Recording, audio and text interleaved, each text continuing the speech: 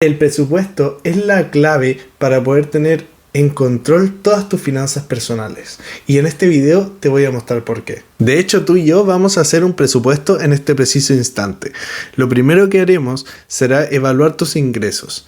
Primero anota cuál es tu fuente de ingreso principal y todas las fuentes de ingreso que vayas teniendo durante el mes, ya que esto nos ayudará a ver qué tipo de gastos podemos hacer y qué tipo de ahorro podemos hacer también a futuro.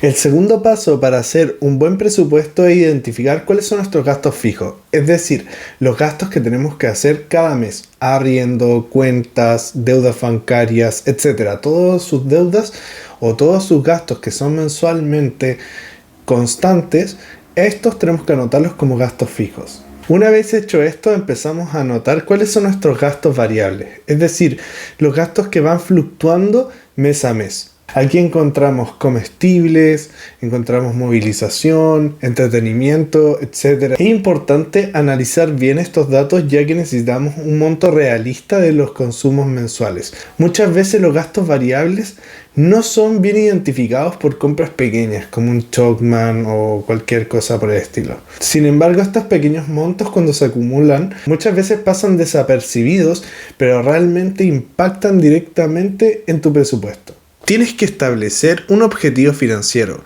ya que el presupuesto es básicamente un mapa para poder llegar a tu objetivo. Así que identificar tu objetivo, sea un viaje, comprarte una casa, pagar tus deudas, cualquiera sea este, es esencial, ya que ¿cómo vas a trazar un mapa a un lugar que no tiene un objetivo?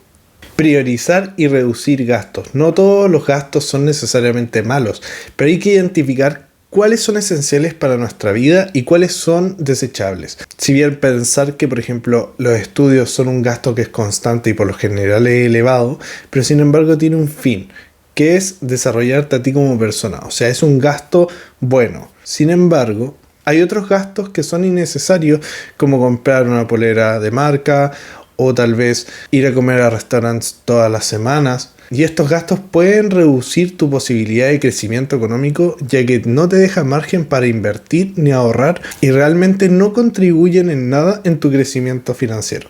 Para hacer un presupuesto ordenado, si bien puedes hacer un presupuesto con una hoja y un lápiz, siempre es mejor tenerlo a mano en un Excel o en otras herramientas que tú prefieras y se te haga más cómodo, porque puedes ir modificándolo mensualmente, pero hablaremos de eso un poco más adelante. Si te está gustando el contenido, te invito a suscribirte, darle like y dejarme en la caja de comentarios cuál es tu mejor truco de finanzas personales. No sirve de nada hacer un presupuesto una vez y luego dejarlo botado o no seguirlo, ya que el presupuesto necesita estar siendo constantemente actualizado, ya que como estamos en un proceso de crecimiento, de inversión, es importante tener actualizado el Excel no solamente con tus ingresos nuevos, sino también con las compras que pudiste haber hecho compulsivamente o impulsivamente.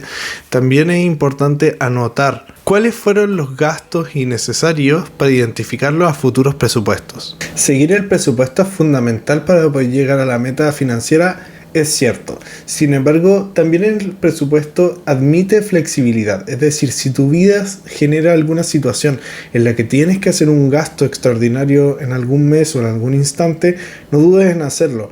Luego, lo importante es retomar el plan financiero que tienes para poder llegar al objetivo.